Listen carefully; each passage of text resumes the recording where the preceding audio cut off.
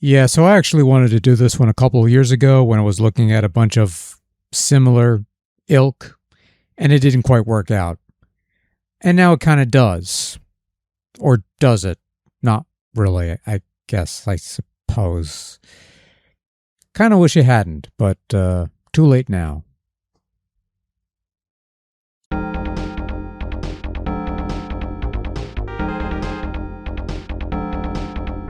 It's X-Men vs. Street Fighter, the third game in the Capcom line of Marvel fighting games and the first such game to crossover with another Capcom property, in this case the aforementioned Street Fighter, which would serve as the precursor to the Marvel vs. Capcom line of fighting games. Originally an arcade title, X-Men vs. Street Fighter would eventually grace Sega Saturn and Sony PlayStation platforms in somewhat lesser forms, but there was also a release for the Super Family Computer aka Super Nintendo Entertainment System. But you'd be forgiven for not knowing about this one because this is not an official release.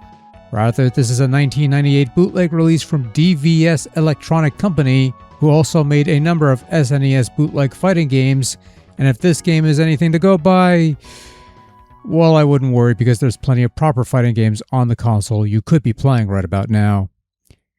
I may be showing my hand a bit early. I may also not care.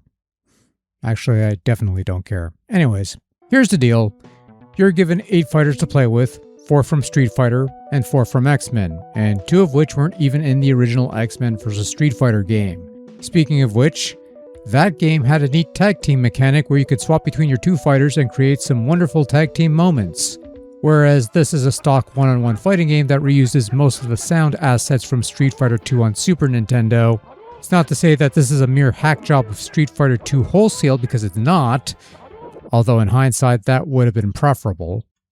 Each fighter has a number of special moves that can be executed using the usual motions, as well as 1 or 2 super combos that can be executed when you have enough stock in your super meter. You only have 2 buttons to work with, a punch button and a kick button. You'll recall that the stock SNES gamepad has 6 buttons, 4 on the face and 2 on the sides.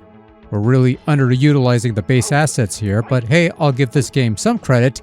I can kinda sort of pull off some special moves rather easily, even if I have to tap the directions rather than roll my thumb as you normally would in a fighting game, but anything with a quarter circle motion would usually work fine. Drag and punch type motions are a little more picky, but they do work here.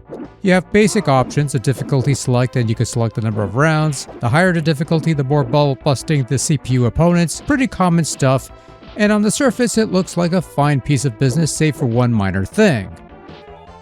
The game runs like garbage. By which I mean it runs like total fucking garbage.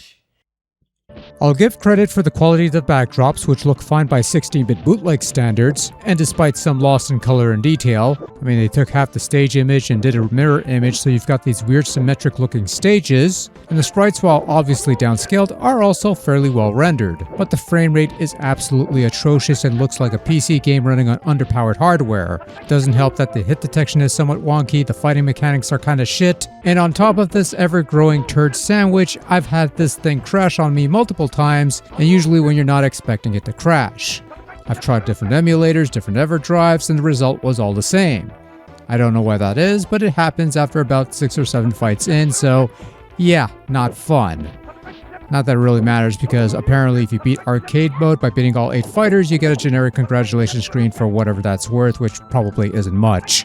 I'm not going to touch on the sound all that much. It's pretty much ripped wholesale from Street Fighter 2, right down to the music and sound effects and voice bites. There's some missing percussions in Chun-Li's theme, but the rest of it is in there. One lone exception is the title theme, which is presumably taken from another bootleg title, and thus makes it the only original track in the game. And you can see why they just recycled the Street Fighter 2 tracks for the rest of it. Well, it shouldn't come as a surprise to anyone, but X-Men vs. Street Fighter on the Super Nintendo Family Computer thing is not a good game. I suppose when you're dealing with games of this unofficial ilk, as it were, this haphazard quality is to be expected. But I find that if you dig deep enough, there are some genuine surprises to be found, some tolerable games, perhaps even some good games. This, on the other hand, feels like something that was lazily slapped together, given the bare minimum amount of effort, and thrown out there in hopes of making a quick buck, and it shows. The Super NES is home to numerous fighting games, some of which are great and others not so much. but almost all of them are far more worthy of your time than this ill-conceived attempt at a game. Even within the realm of bootleg gaming, X-Men vs. Street Fighter is on the far lower end of that totem pole, and not one I would go out of my way to recommend.